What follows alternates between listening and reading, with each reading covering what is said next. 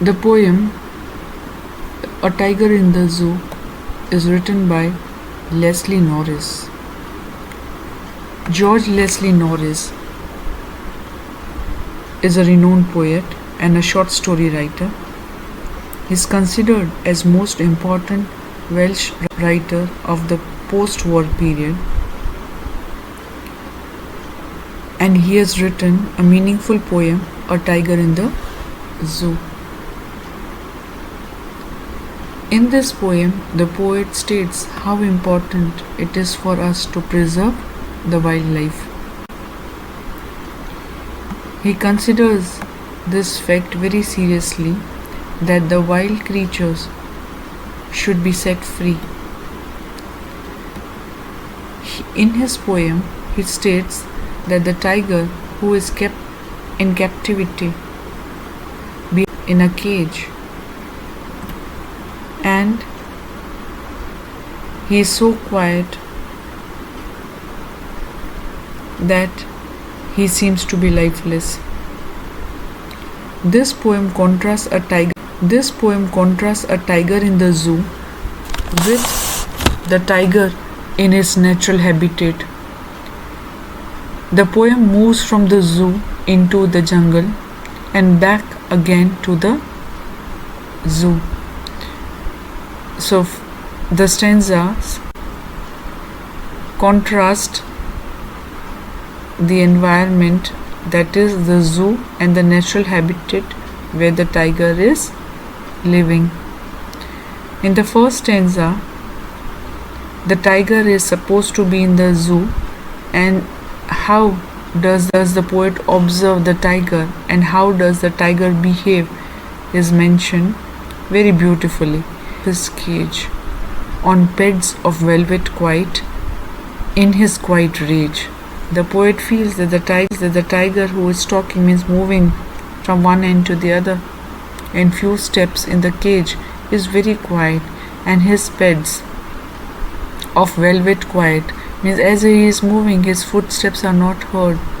It's very quiet, and even being a ferocious creature, he is not showing any kind of aggression.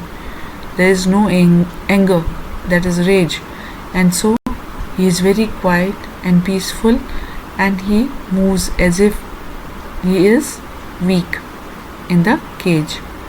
He should be lurking in shadow, sliding through near the water hole where plump deer pass. This is a scene where the tiger is set free in the natural habitat, that is in the jungle, and if it is set free it would be moving in the shadow and hiding behind the long grass where near the water hole or the water reservoir where the plump deer would pass, so that he can prey the other creatures and feel happy and satisfied as he can fetch the food for. He should be snarling around houses at the jungle's edge. The poet feels that if it is set free and if it is roaming around near the edge of the jungle, and if he is seen to be snarling, making a loud sound around the houses near the jungle, then his baring his white fangs, his claws would definitely terrorize the village and the villagers. He'll show his white teeth and his claws, and he would definitely be looking so ferocious that the houses in the village would feel scared. They'll be terrorized by the rage of the tiger. But he is locked in a concrete cell. But now here in the zoo, he is in the cell. His strength behind bars, stalking the length of his cage, ignoring visitors. How does he behave when he is in the cage? As he is locked in a concrete cell, his strength behind the bars is not visible. He doesn't seem to be aggressive and ferocious.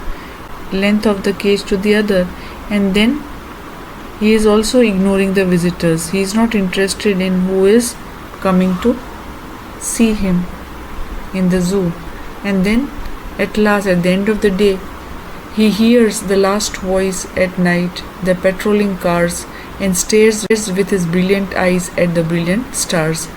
So, and when the day ends, when everything seems to be very still and quiet, he can hear the cars moving, the cars run by the guards, those who patrol in the zoo, and seems to be staring at the brilliant stars with his brilliant eyes.